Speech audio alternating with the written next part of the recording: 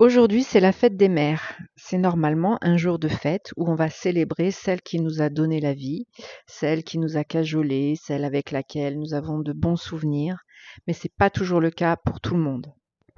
Car pour certaines personnes, ce jour a plutôt le goût de l'absence et du manque. Que ce soit parce qu'on a perdu sa maman, ou que ce soit parce elle est sortie de notre vie, de par notre fête parfois, parce que la relation était trop compliquée et trop souffrante, trop douloureuse pour continuer à alimenter les blessures, les critiques, les mots durs, les jugements, toutes ces choses qui font qu'une relation se détériore, même si au départ c'est une relation d'amour. Je sais que beaucoup d'entre vous, et j'en ai fait partie aussi, ont des choses à reprocher à leur maman. Effectivement, la maman, elle fait ce qu'elle peut. La maman, elle a aussi des bagages, elle a aussi un héritage psychogénérationnel, elle a aussi ses propres blessures, ses propres peurs, et elle donne ce qu'elle a avec son niveau de conscience du moment. Les mamans ont aussi donc eu une enfance qui n'était pas forcément toute rose non plus. Elles ont eu également des mamans qui les ont peut-être maltraitées psychologiquement, qui ne les ont pas écoutées, qui n'ont pas répondu à leurs besoins, qui les ont parfois rabaissées ou parfois qui les ont ignorées tout simplement. De génération en génération, des mères imparfaites essayent de transmettre ce qu'elles peuvent de positif à leur enfant parce que je suis quand même convaincue qu'elles essayent de faire de leur mieux, mais elles font avec ce qu'elles ont. Certaines femmes n'étaient même pas du tout faites pour être mères et elles se sont laissées embarquer dans une histoire d'amour qui a débouché sur un petit être qui n'avait rien demandé. Mais par contre, elles aimaient trop leur liberté, elles aimaient trop leur indépendance pour pouvoir s'occuper de quelqu'un d'autre. Et peut-être justement parce qu'elles-mêmes ont été restreintes et enfermées dans leur enfance, cette liberté était devenue vitale pour elles. Je suis pas en train d'excuser qui que ce soit. L'enfant n'a rien demandé, l'enfant mérite le meilleur, l'enfant mérite d'être accompagné avec la bienveillance et tout l'amour possible. Mais ce n'est pas toujours une évidence. Moi-même, j'en ai longtemps voulu à ma mère. J'ai eu une mère qui voulait tout contrôler, tout maîtriser, certainement par peur, peut-être par l'illusion de la sécurité. En ayant l'impression de tout contrôler, elle avait l'impression de me protéger, de se protéger elle-même. Et peut-être qu'inconsciemment, j'étais un peu sa chose, j'étais un peu son œuvre, on va dire. Et elle ne s'est pas rendue compte qu'en voulant tout border, tout sécuriser, tout contrôler, elle m'étouffait et me privait d'une certaine autonomie. En gros, j'ai pas eu confiance en moi pendant des années parce que ma mère savait et moi non. Et parce qu'elle avait été beaucoup jugée elle-même dans son enfance, c'était l'époque où la bienséance, la bien-pensance, ce que l'autre va penser de soi, le qu'en dira-t-on, etc., était vraiment au cœur des préoccupations de ses propres parents. Parce qu'elle avait vécu ça, elle l'a reproduit. Et du coup, il fallait être exactement la personne qu'on attendait que je sois, que ce soit dans la famille ou que ce soit à l'extérieur. Donc, la conséquence, c'est qu'on n'a pas le droit d'être soi-même, on n'a pas le droit d'avoir et d'exprimer des émotions qui ne sont pas politiquement correctes, on va dire, et on doit le respect à nos aînés, même si ces aînés-là ne sont pas à la hauteur de leur rôle.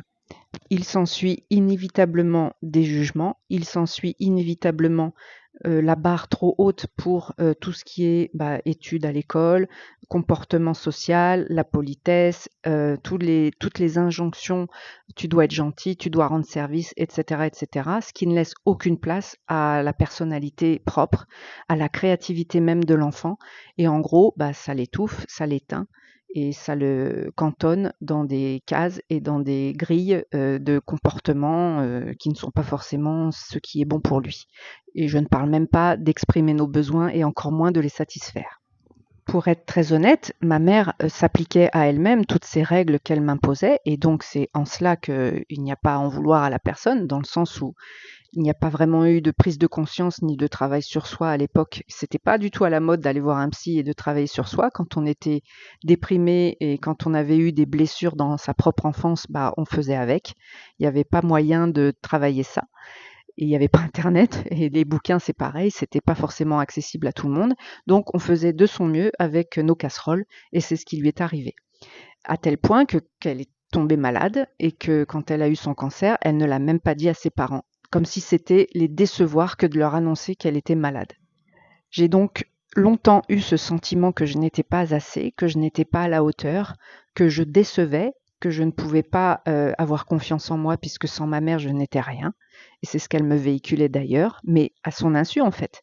Je ne lui en veux plus aujourd'hui, même si j'étais très très longtemps en colère, d'avoir été cette petite chose, cette pauvre petite chose qu'elle avait faite de moi, dans toute mon enfance et même dans mon adolescence.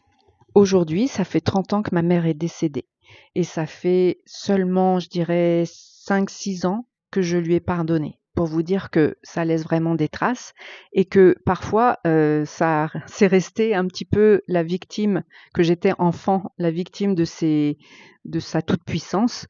Je l'ai longtemps été parce que je n'ai pas pris conscience très tôt qu'en fait, quelque part, c'était des outils que je pouvais utiliser non pas pour continuer à me plaindre et pour continuer à être une victime, mais pour grandir et pour en faire quelque chose. Et c'est le but de cette vidéo. Nos mères ne nous ont pas forcément entendus. Nos mères n'ont pas forcément comblé nos besoins. Nos mères ont peut-être posé des limites trop strictes et peut-être qu'elles ont même franchi des limites de notre intimité en voulant s'immiscer dans toutes nos histoires de copines, de copains, de petits amis, etc. Peut-être qu'elles ont manigancé des choses pour nous protéger, entre guillemets, dans leur état d'esprit à elles, mais qui nous ont fait beaucoup de mal. Ça, c'est vrai.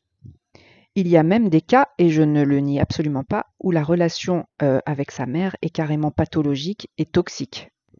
Il y a des cas où la mère est vraiment atteinte de syndromes reconnus psychologiquement instables. Peut-être qu'elle est cyclotimique, peut-être qu'elle est dépressive, peut-être qu'elle est pervers narcissique, parce que ça n'existe pas que chez les hommes. Peut-être qu'elle manipule, peut-être qu'elle ment, peut-être qu'elle vous utilise, peut-être que je ne sais pas. Mais effectivement, il y a des cas où même moi, je conseillerais à la personne de mettre de la distance, voire de couper les ponts, en tout cas pour un certain temps, parce que c'est tellement nocif qu'on peut s'y perdre et on peut sombrer avec elle. Et c'est pas vraiment le but.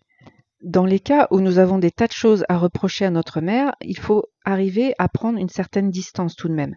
Déjà parce que, en dépit de toute sa propre histoire, de toutes ses blessures, de tous ses traumatismes à elle et de tout son transgénérationnel à elle, j'aime à croire qu'elle a fait de son mieux quand même et j'imagine mal une mère faire exprès du mal à son enfant ou alors elle est vraiment perverse, et ça existe aussi, il n'y a pas de souci avec ça, mais je pense pas que ce soit la majorité et quand on a souffert de la relation avec sa mère, de tout ce qu'elle nous a fait subir entre guillemets, il est bien évident qu'à mon avis, elle n'en a pas eu conscience.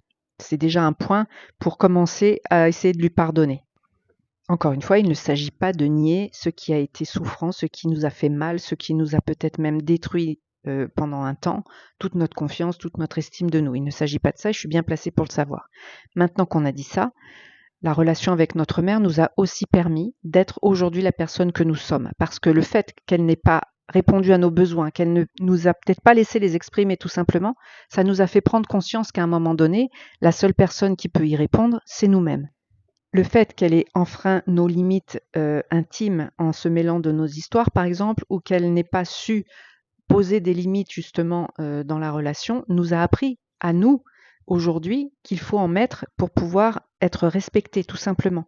Nous sommes la seule personne qui est capable de répondre à nos propres besoins et d'imposer du respect dans n'importe quelle relation. Et le fait que notre mère n'ait pas répondu à tout cela nous a peut-être amené aujourd'hui à prendre conscience de ça et à les poser, ces fameuses limites. Et si nous avons eu une mère qui nous jugeait et qui nous critiquait, au bout d'un moment, on en a eu assez, en tout cas en étant adulte, et on s'est un petit peu rebellé, on va dire, mais ça nous a permis aussi d'apprendre à nous rebeller avec d'autres personnes de notre entourage. Peut-être qu'avec notre patron, nos frères et sœurs, notre conjoint, on a pu enfin dire stop, ça suffit maintenant, laissez-moi vivre la vie comme je l'entends. Et grâce au fait que notre mère n'ait pas été la personne que nous aurions aimée, nous avons pu construire des défenses, des outils, des choses qui nous permettent aujourd'hui de fonctionner avec plus d'autonomie et plus de respect de nous-mêmes en imposant ce respect aussi aux autres. Ce que j'essaye de dire, c'est que la mère imparfaite que nous avons eue nous a permis aujourd'hui de transmuter un petit peu toutes ces blessures et tous ces obstacles pour grandir et pour s'élever en conscience. Et ça, c'est un cadeau, même si elle ne l'a pas fait exprès, qu'on peut au moins lui reconnaître. Ce que j'essaye de dire donc, c'est que le comportement de notre mère dans notre enfance, notre adolescence et même à l'âge adulte nous a permis une certaine transformation et une forme de guérison de nos propres blessures en utilisant les outils qu'elle ne nous a pas donnés, en les créant par nous-mêmes et pour nous-mêmes. Parce que quand tout est servi sur un plateau, il n'y a rien à apprendre. C'est aussi l'opportunité, en tant que parents nous-mêmes, ou futurs parents, d'explorer tout ce qui n'a pas été dans notre enfance, tout ce que nous n'avons pas reçu, tout ce qui nous a blessés, pour essayer de ne pas reproduire avec nos enfants. Quand on n'a pas conscience de tout ce qui a été donné malgré tout, on ne peut pas le retransmettre, même les blessures. Quand on est conscient de tout ce qui nous a fait souffrir, normalement, quand on est bien constitué psychologiquement, on essaye de ne pas refaire la même chose. Alors, c'est pas toujours évident parce que parfois, en essayant de ne pas le refaire, on le refait exactement. Mais en ayant un regard plus distancié et plus objectif, on peut essayer de voir là où ça a merdé, entre guillemets, et essayer de tout faire pour ne pas le reproduire. Bien sûr, ça peut passer par une thérapie. Évidemment, je ne dis pas qu'il faut tout faire par soi-même parce que c'est pas du tout évident, justement, de dépatouiller tout ça et de s'en sortir tout seul. Justement, nous avons la chance d'avoir les outils aujourd'hui pour nous aider à aller mieux. Pour conclure, comme pour tout dans la vie, si nous restons dans la posture de la victime de ce que nos parents, ou plus précisément notre mère, ne nous a pas donné, ou de tout ce qu'elle nous a fait de pas cool, on reste donc une victime toute sa vie, on n'arrive pas à évoluer, on n'arrive pas à changer ça, et on lui en veut, et le pardon n'est pas possible. Le mien a été long, mais aujourd'hui, je peux remercier ma mère pour tous les dysfonctionnements qu'elle a eus envers moi, parce que grâce à elle, j'ai pu constituer mes propres armes dans la vie et me débrouiller seule pour assumer qui j'étais vraiment, parce que j'ai été tellement étouffée qu'aujourd'hui, la liberté est une de mes valeurs principales. Et grâce à ça, j'ai mis en place des outils, des choses qui font qu'aujourd'hui, je suis une personne autonome psychologiquement, affectivement et sur le plan matériel aussi. Je ne suis plus dépendante de personne pour me sentir exister, et ça, c'est un merveilleux cadeau. Alors, je ne peux que vous encourager à vous pencher sur votre enfance et sur la relation avec votre mère et à essayer de déblayer un petit peu tout ce qui n'a pas été, tout ce que vous lui reprochez, tout ce qu'elle ne vous a pas donné, toutes les blessures qu'elle vous a transmises, qu'elle vous a infligées, les abandons, les trahisons, les ruptures affectives, les jugements, etc., etc., de les analyser entre guillemets tout simplement en les couchant sur le papier, en faisant une sorte de lettre à votre mère que vous n'enverrez bien sûr pas, mais au moins pour sortir de vous tout ce qui ne va pas, tout ce qui vous fait encore souffrir, pour vous en débarrasser, pour les mettre à plat sur un papier. Et le fait de les mettre à plat sur un papier, déjà, ça leur enlève une espèce de charge émotionnelle négative. Ça vous permet de prendre de la distance. Et pour ceux qui ont la chance d'avoir encore leur maman, si la maman est à l'écoute, bien sûr, si elle n'est pas sur un mode défensif et il est hors de question de l'attaquer en lui disant tu m'as fait ci, tu m'as fait ça, pas sur ce mode-là, mais simplement peut-être de revenir sur un ou deux exemples qui vous a vraiment marqué en essayant d'exprimer ce que vous avez ressenti sur le moment, et peut-être que vous serez surpris de voir dans quel état d'esprit elle a fait cette chose, elle vous a dit cette chose à l'époque, et que vous serez surpris peut-être d'apprendre qu'elle n'avait pas du tout l'intention de vous blesser, peut-être même que c'était dans une intention bienveillante, même si c'était complètement raté. Et ça change un peu la donne parce qu'on apprend des choses sur nos parents en leur posant tout simplement des questions sur notre enfance et sur le pourquoi de tels comportements à l'époque. Je termine en vous rappelant qu'aujourd'hui vous êtes un adulte et que même si on parle de l'enfant intérieur et de l'enfant blessé à l'intérieur de vous, vous êtes aujourd'hui une personne qui est capable de vous défendre, de vous exprimer et de revendiquer des choses, d'exprimer ce que vous avez ressenti même 30 ans après.